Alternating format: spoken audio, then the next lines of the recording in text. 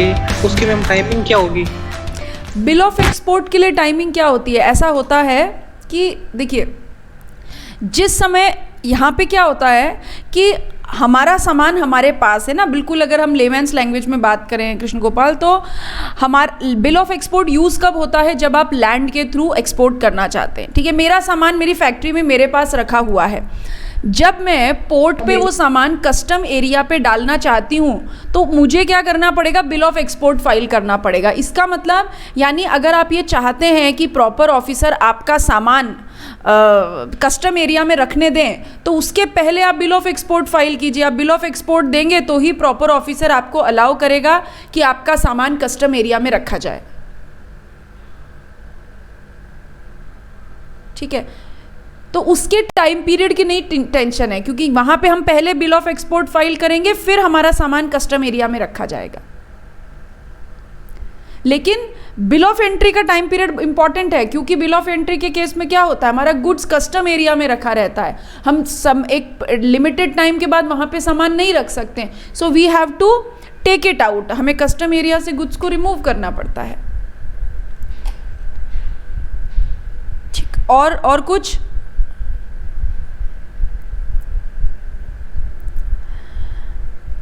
तो चलिए स्टार्ट करते हैं। यस, आज की क्लास में हम बात करेंगे कि हमारे हमने देखिए अभी तक क्या पढ़ा। हमने कस्टम्स में हमारा चैप्टर 1 जो हमारा बेसिक है, और हमारा चैप्टर 3 जो हमारे इंपोर्ट प्रोसीजर के बारे में बात करता है, एक्सपोर्ट प्रोसीजर के बारे में बात करता है, ये हमने पढ़ा। ठीक है, नाउ अब मैं क्या बात करूंगी आपसे कि बेसिक वाले चैप्टर और इंपोर्ट प्रोसीजर वाले चैप्टर को हमने साथ साथ क्यों पढ़ा? क्योंकि इन दोनों चैप्टर को कंबाइंड स्टडी करने से हमको ये समझ में आ जाता है कि what is the flow of import. Import का फ्लो क्या होता है, कैसे सामान आएगा, क्या डॉक्यूमेंटेशन फाइल होंगे, हमें गुड्स कैसे और कब रिमूव करने हैं। ठीक है, अगर अब मैं आपके बेसिक कस्टम्स वाले चैप्टर की बात करूं तो ये कोई खास पढ़ने की ज़रूरत नहीं है। रूल्स एंड रेगुलेशन में आप डिफरेंस छोड़ दीजिए। ठीक, अभी एक सेकेंड रुकिए, देखिए यस, एडजुडिकेटिंग अथॉरिटी की डेफिनेशन हमने पढ़ ली थी, असेसमेंट की डेफिनेशन हमने कर ली थी, हमने इंडिया का मतलब समझ लिया था, हमने गुड्स की डेफिनेशन, स्टोर की डेफिनेशन पढ़ ली थी, हमने duty, import, imported goods, bill of entry cover किया। कल की क्लास में हमने एक्सपोर्ट गुड्स और बिल ऑफ एक्सपोर्ट को समझा था। ठीक है, अभी एक बात मैं आपको बताऊं यहाँ पे कि एक तो होता है एक्सपोर्ट गुड्स और एक होता है एक्सपोर्टेड गुड्स। दोनों टर्म्स में थोड़ा सा डिफरेंस है ना, there is a slight difference between both the terms. जब मैं कहती हूँ एक्सपोर्ट गुड्स, इसका मतलब goods which are being taken out of India. क्या बोला मैंने? Goods which are being taken out of India, मतलब जब गुड्स इंडिया से बाहर लेकर जाए जा रहे हैं तब मैं उन्हें क्या कहूंगी? Export goods. ठीक, and once goods crosses TWI, जैसे ही goods territorial water of India को क्रॉस करते हैं, once goods crosses TWI it is called exported goods. यानी जब तक गुड्स बाहर लेकर जाए जा रहे हैं एक्सपोर्ट गुड्स, और जब TWI को क्रॉस कर गए तो दैट इज एक्सपोर्टेड गुड्स। ये दो टर्म्स में फ़र्क है। ठीक है, इसीलिए देखिए जब कल हमने एक्सपोर्ट गुड्स की डेफिनेशन पढ़ी थी तो वहाँ पे लिखा था which are to be taken out of India, जो कि इंडिया से बाहर लेकर जाए जा रहे हैं। ठीक, हमने transit goods, coastal goods, transshipment goods को समझा। हमने कल फॉरेन गोइंग वेसल एयरक्राफ्ट की भी बात की थी। इसके पहले proper officer, prohibited goods, smuggling vehicle conveyance dutiable goods के बारे में हमने बात की थी, ठीक है। अपॉइंटमेंट ऑफ कस्टम ऑफिसर्स, ये आज हम यहाँ पे भी बात कर लेते हैं। मैंने कल आपको बोला कि कस्टम लॉ की एडमिनिस्ट्रेटिव बॉडी कौन है, बताइए। Who is the administrative body over indirect taxation या over custom law? Who is? CBIC, ठीक है। पहले इनका नाम central board of excise and customs हुआ करता था, नाउ इसीलिए सीबीईसी कहते थे, बट अब कहते हैं CBIC, central board of indirect taxation and customs. क्या कहते हैं? Central board of indirect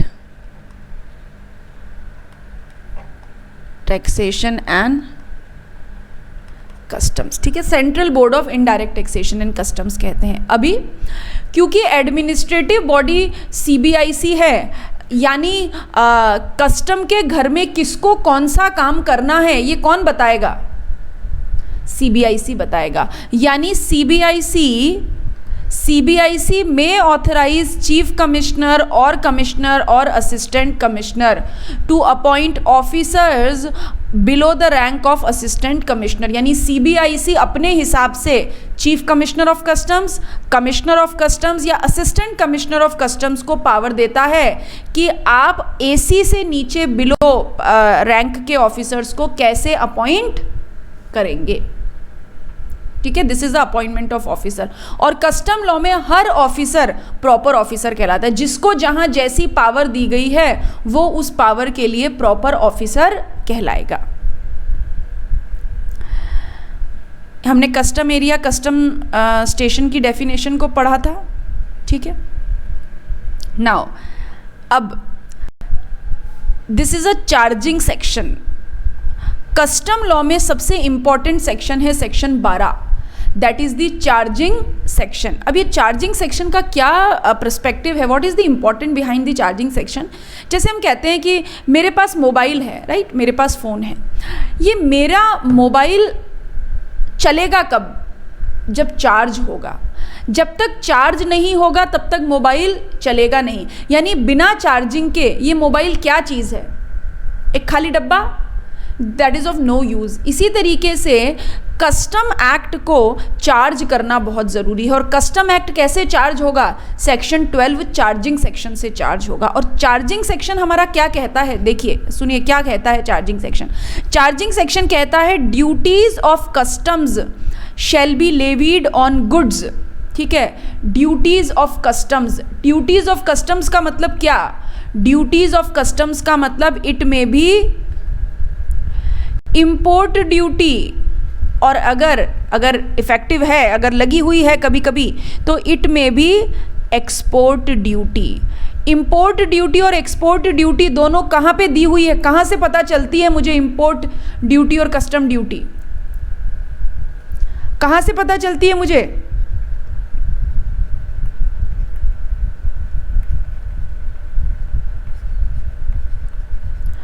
custom tariff act 1975। तो ये जो सेक्शन 12 है ये कौन से एक्ट का सेक्शन है? कस्टम्स एक्ट 1962 का सेक्शन है। और ये कहता है कि कस्टम ड्यूटीज जो हैं शैल बी लेवीड ऑन गुड्स, चाहे वो इम्पोर्ट ड्यूटी हो या एक्सपोर्ट ड्यूटी, दोनों को ही कस्टम ड्यूटीज कहते हैं।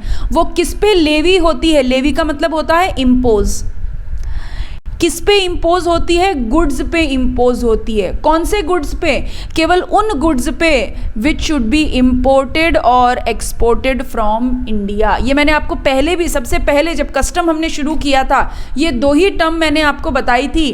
क्या? Import of goods into India, export of goods from India. यानी ड्यूटी ऑफ कस्टम लेवी होने के लिए, इम्पोज होने के लिए, या तो हमें गुड्स का इम्पोर्ट चाहिए या हमें गुड्स का एक्सपोर्ट चाहिए। और कस्टम ड्यूटी कौन सी रेट से लगेगी?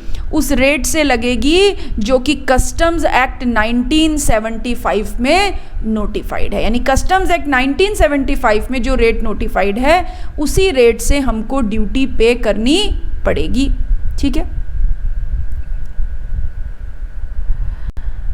अगली बात, government goods shall be treated as non government goods for the purpose of levy of custom duty, यानी आप गवर्नमेंट इंपोर्ट करें या अदर देन गवर्नमेंट इंपोर्ट करें, कस्टम ड्यूटी लेवी होगी। This is a charging section, this is a charging section, ठीक है। और ये तो हुआ चार्जिंग सेक्शन, लेकिन इस चार्जिंग सेक्शन के साथ एक नाम और हम पढ़ते हैं, टैक्सेबल इवेंट। टैक्सेबल इवेंट मतलब ये वो दुर्घटना है जो घटेगी तो ड्यूटी पे करनी पड़ेगी। ये वो दुर्घटना है, अगर आप ये घटी, ठीक है, तो ड्यूटी पे करनी पड़ेगी। सावधानी हटी, दुर्घटना घटी। तो कौन सी दुर्घटना है जो कस्टम लॉ में घटने पे ड्यूटी देनी पड़ती है, बताइए।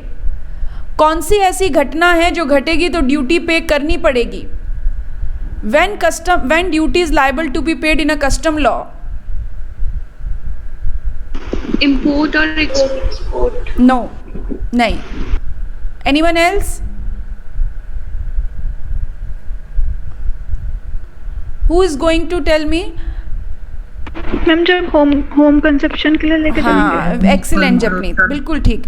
When goods are cleared for home consumption, Riya, custom duty pay कब करनी पड़ती है?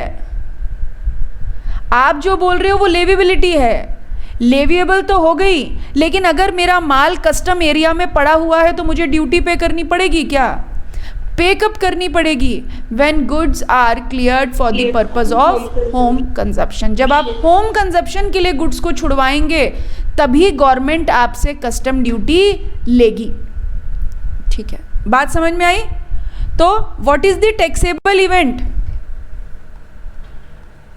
When goods are cleared for home consumption. ये बात समझ में आ गई?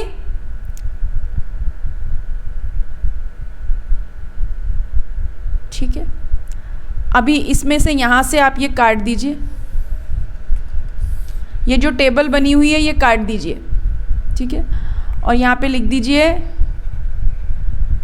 वैल्यूएशन के साथ, यानी ये हम कब पढ़ेंगे? वैल्यूएशन के साथ पढ़ेंगे। यहाँ पे जो दी हुई है टेबल है वो काट दीजिए, वैल्यूएशन में अलग से टेबल है, वो काम आ जाएगी वहाँ पे। यहाँ पे मैम हमारे नोट्स में है ही नहीं ये टेबल। Yes ma'am. नहीं है आपके नोट्स में? No ma'am. अच्छा ठीक है। और ये इसके नीचे ये जो लाइन लिखी हुई है ये भी नहीं है मैम। ये भी नहीं है मैम। इम्पोर्ट और एक्सपोर्ट वाला चैप्टर भी 2 है, 3 नहीं है मैम। 5th चैप्टर में है वैल्यूएशन वाली टेबल। ठीक है, ओके, कोई बात नहीं, ठीक ठीक, इट्स ओके। अभी हम ये पढ़ने भी नहीं वाले हैं, कोई बात नहीं। यहाँ तक जो हमने पढ़ा ये सब है ना, ये सब इंक्लूड किया ना अपन ने, ये सब आपने पढ़ा है। जो चीज़ें मैंने आपको बोला स्क्रीनशॉट लेके लिख लीजिएगा, असेसमेंट की definition, that is all together different, otherwise है, राइट? Yes ma'am. ठीक है, चलिए।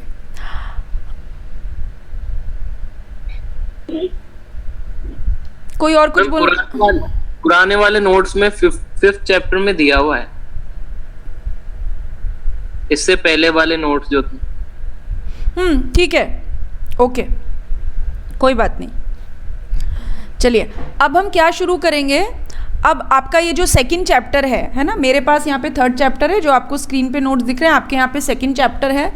वो सीक्वेंस चेंज कर दिया था। Okay, I remember last notes में जो आप लोगों को भेजा था, बिकॉज वो 1st 3rd ऐसा होता था, तो सेकंड चैप्टर पे ले आए थे इम्पोर्ट प्रोसीजर को। कोई बात नहीं, चलो। तो अब हम पढ़ने वाले हैं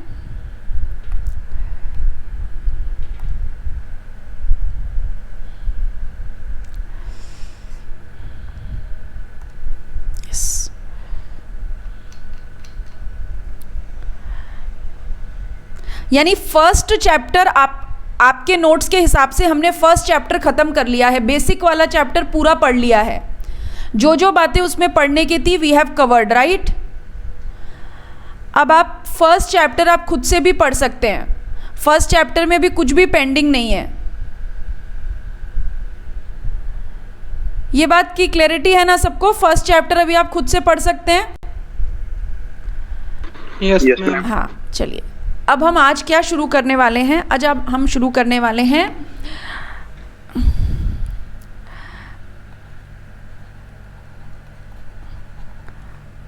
custom duty liable to be paid in case of special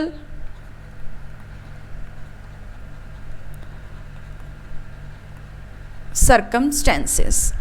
Custom duty liable to be paid in case of special circumstances, यानी कस्टम लॉ में कुछ विशेष परिस्थितियों में अगर ड्यूटी का पेमेंट करना पड़ेगा तो कैसे ड्यूटी का पेमेंट किया जाएगा स्पेसिफिक सर्कमस्टेंसेज में, स्पेशल सर्कमस्टेंसेज में। ठीक है, इन स्पेशल सर्कमस्टेंसेज में ड्यूटी को कैसे पे किया जाएगा, इस बात को पढ़ने से पहले हम एक थंब रूल पे बात करेंगे। और थंब रूल ये है, जो मिला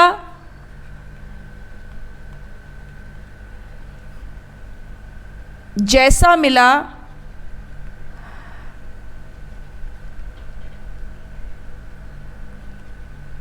जितना मिला, जो मिला जैसा मिला जितना मिला।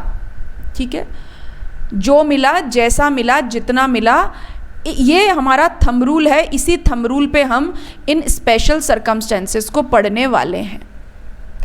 ओके, ठीक। नाउ थोड़ा सा अगर मैं सेक्शंस को रिकॉल करूं तो अभी तक जो हमने इम्पॉर्टेंट सेक्शन पढ़े हैं, उन इम्पॉर्टेंट सेक्शन में आप देखिए हमने एक सेक्शन, ये आप भी लिख लीजिए, है ना, फिर ऐसे आपको याद रहेगा। आप एक पेपर पे, एक जो भी आपका नोटबुक है, उस नोटबुक पे एक टेबल ड्रॉ करिए और उस टेबल पे ऐसा एक बना लीजिए। लेफ्ट हैंड साइड में लिख लीजिए section, on right hand side में लिख लीजिए पर्टिकुलर्स। ठीक है,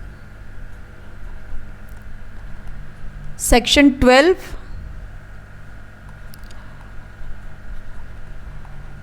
लिख लीजिए चार्जिंग सेक्शन। ठीक है,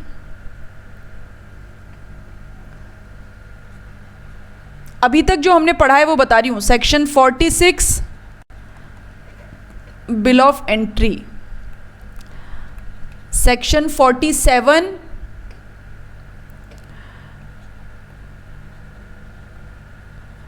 रिमूवल ऑफ गुड्स, सेक्शन 48, क्योंकि हम इसी तरीके से पढ़ रहे हैं, जब हम इन सेक्शंस को आगे पढ़ते चले जाएंगे तब सीक्वेंस आ जाएगा, मतलब फिलअप हो जाएंगे बीच बीच की चीज़ें। सेक्शन 12 के बाद 13, 14, 15, 16 भी पढ़ लेंगे, तब हम इस टेबल को दोबारा से ड्रॉ कर लेंगे। लेकिन अभी आपके पास एक समराइजेशन होना चाहिए, एक चीज़ हैंडी होनी चाहिए कि कौन कौन से सेक्शंस हम पढ़ चुके हैं और आपको याद रखने हैं। Section 48 disposal of goods,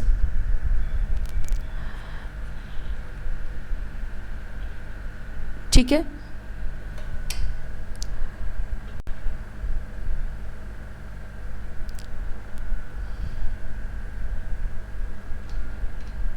section 48 लिखिए, disposal of goods.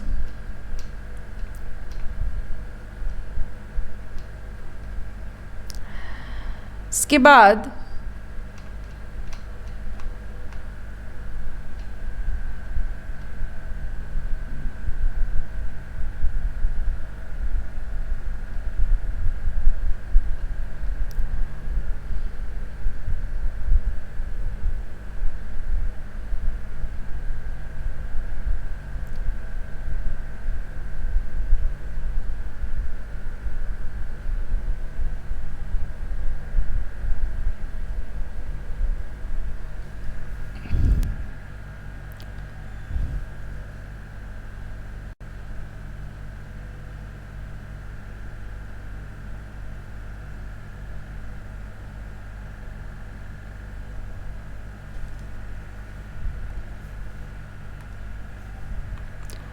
Section 50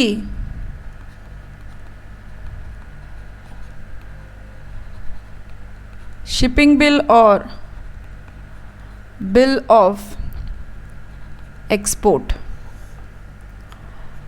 section 51 clearance order for export. ठीक,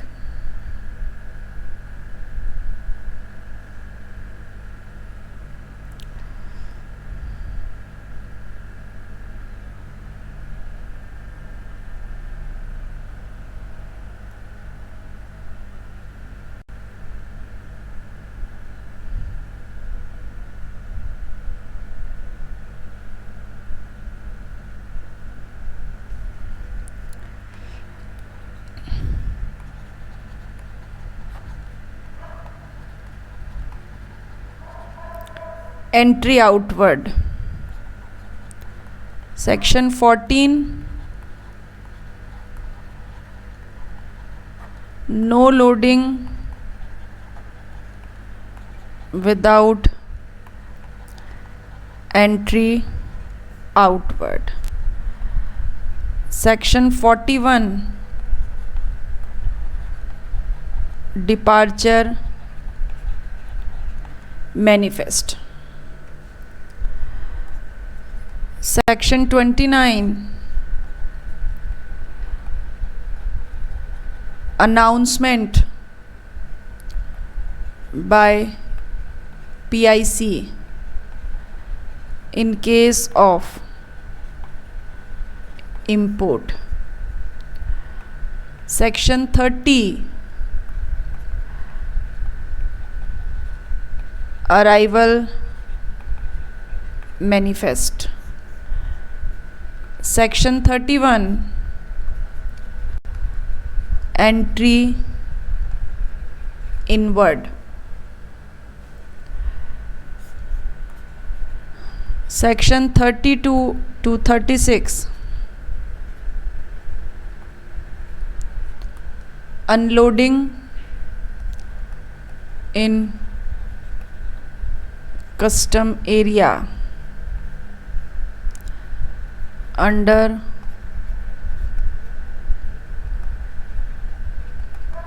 सुपरविजन ऑफ प्रॉपर ऑफिसर। इतने सेक्शंस आप मेरे साथ यहाँ पे नोट कर लीजिए। ठीक, एक और सेक्शन 53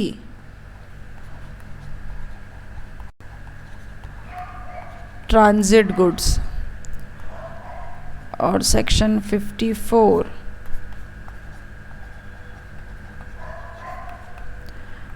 ट्रांसशिपमेंट ऑफ गुड्स।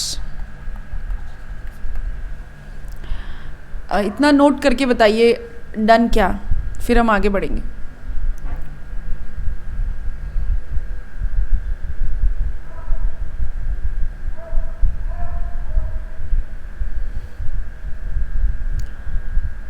लिख लिया सबने?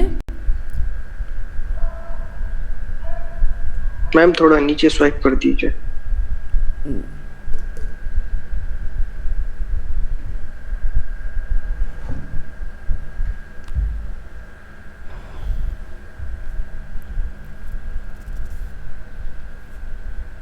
अभी क्या करना है, अभी जैसे हमने नोट किया ना, now try to just have a read. याद नहीं करना है, just have a read of this page. Means just have a read का मतलब whenever you have time, just 2 minutes 3 minutes 5 minutes, आप खाना खा रहे हैं, आप घूम रहे हैं, है ना, just keep an I on this list of the sections. बस नज़र रखनी है, एक बार नज़र घुमानी है, एक बार देख लिया, बस याद करने की कोशिश करेंगे तो हेडेक हो जाएगा।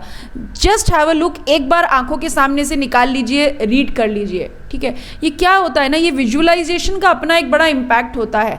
आप किसी चीज़ को बार बार देखते हैं ना, तो वो अपने आप आपको याद होने लग जाती है। जैसे फॉर एग्जाम्पल, आप कभी ये याद करते हैं क्या कि मारुति कंपनी का लोगो ऐसा है और होंडा का ऐसा है या हुंडई का ऐसा है? याद करते हैं क्या? No ma'am. नहीं याद करते। कभी याद करते हैं ये नाइके का लोगो है या ये एडिडास की 3 स्ट्रिप है? कभी याद नहीं करते हैं, लेकिन क्योंकि हम उन चीज़ों को बार बार देखते हैं तो दिस इज़ अ विजुअलाइजेशन, हमें ना अपने आप वो चीज़ें याद रहने लग जाती है। तो सेक्शंस का भी यही हिसाब है। इतना छोटा सा बच्चे का दिमाग है, 8 सब्जेक्ट्स का प्रेशर है, याद नहीं रहती चीज़ें। जितनी बार रिपीट करेंगे, रिकॉल करेंगे, दिमाग में वो चीज़ बैठ जाती है। ओके, इसीलिए एग्ज़ाम को क्रैक करने का की पॉइंट क्या है, या ऑल इंडिया रैंक का की पॉइंट क्या है? Read repeat refer, read repeat refer. ठीक है, रीड करेंगे, रिपीट करेंगे, तभी एग्ज़ाम में रेफर करेंगे। और रीड नहीं किया, रिपीट नहीं किया, रेफर नहीं किया तो फिर रायता फैल जाएगा। तो इसीलिए क्या करना है? आर क्यूब क्या होता है? Read, repeat, refer. अगर क्लास में ठीक से पढ़ा नहीं तो फिर रिवाइज नहीं होगा, और रिवाइज नहीं हुआ तो रेफर नहीं होगा। तो रीड करना है, रिपीट करना है, एग्जाम में रेफर करना है। जितनी बार आप चीज़ को रिवाइज करेंगे, ये मान के चलिए आपका बोथ ग्रुप क्रैक करने के चांसेस, आपके ऑल इंडिया रैंक के चांसेस उतने ही बढ़ते जाएंगे। ठीक है, कंसिस्टेंट मेहनत चाहिए और रिवीजन चाहिए, दैट्स इट। उसके अलावा और कुछ नहीं। इसके अलावा सीएमए इंस्टीट्यूट ज़्यादा कुछ आपसे मांगता नहीं है, बोला बस 3-4 बार रिवीजन कर लो, दैट्स इट। नोट कर लिया सबने? ठीक है, तो अभी हम क्या कर रहे थे? हम आज का क्लास का जो हमारा मेन कंटेंट था वो क्या था? कस्टम ड्यूटी इन स्पेशल सर्कमस्टेंसेस, है ना? कस्टम ड्यूटी इन स्पेशल सर्कमस्टेंसेस। और हमने क्या बोला? थंब रूल, जो मिला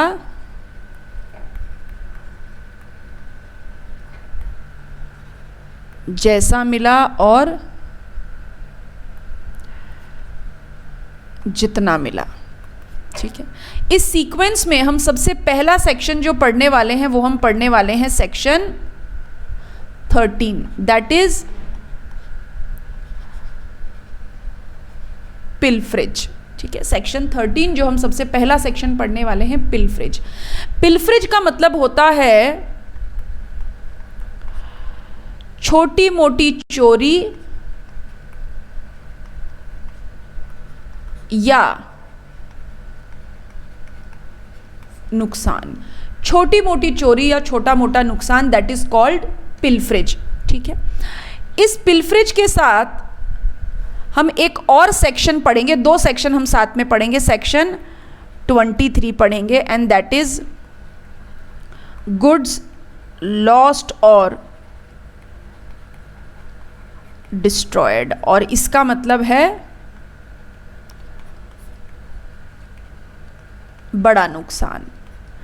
पिलफ्रिज, छोटी मोटी चोरी, छोटा मोटा नुकसान, एंड सेक्शन 23 गुड्स लॉस्ट और डिस्ट्रॉयड, बड़ा नुकसान। ये हम दोनों सेक्शन सबसे पहले साथ में पढ़ेंगे। ठीक है, और रूल हमारा यही है कि पिलफ्रिज के केस में या गुड्स लॉस्ट और डिस्ट्रॉयड के केस में इंपोर्टर भाई आपको ड्यूटी किस पे देनी है? जो मिला, जैसा मिला, जितना मिला, उसके से ज़्यादा और कुछ नहीं। अब क्या मतलब है इस बात का? ठीक है, ये नोट कर लिया आपने? ये यहां से यहां तक नोट कर लिया?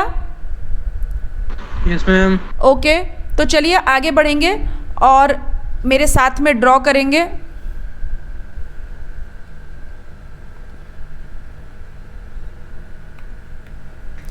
मेरे साथ में ड्रॉ करेंगे। मैम जी बोलो। थोड़ा सा एक बार दिखा दीजिए। हाँ,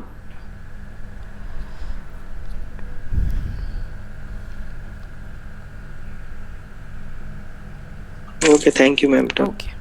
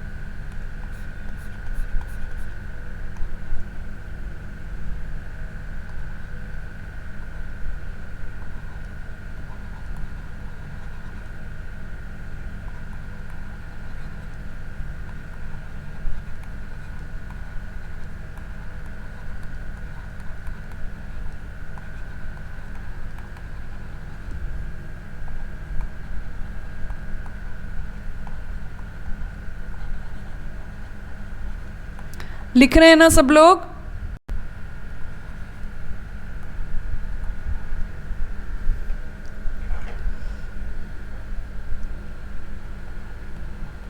yes ma'am.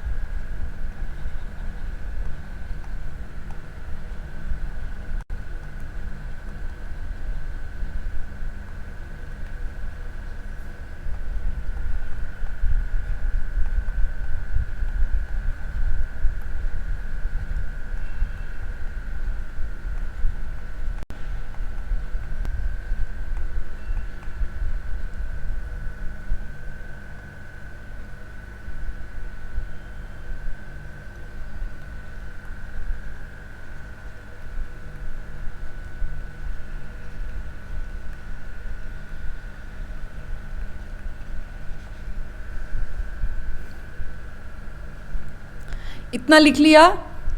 Importer shall pay duty on net quantity received, not on pilfered quantity. Custodian shall be liable to pay duty on the pilfered quantity. Pilferage must not be due to the negligence of the importer, and if pilfered quantity restored to importer, importer shall pay duty on such quantity. इतना लिख लिया? यहाँ तक done? Yes ma'am. Okay, done. चलिए।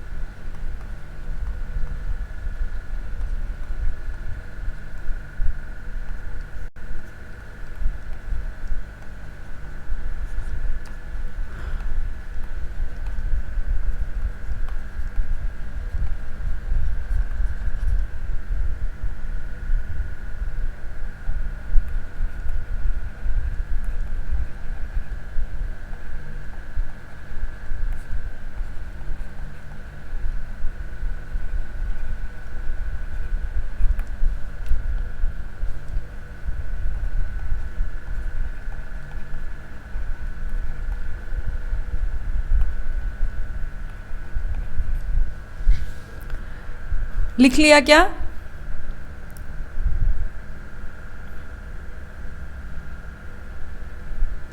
Yes ma'am. सबने?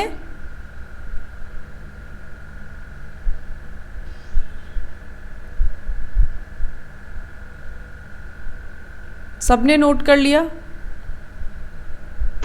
No ma'am. अच्छा करिए।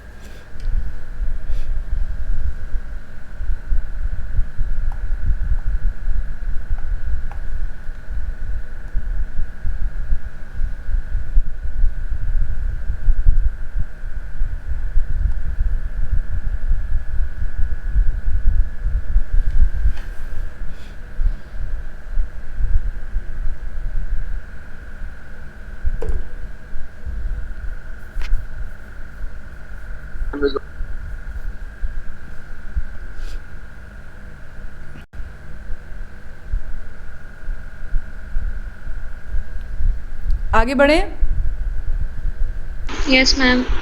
Okay, देखिए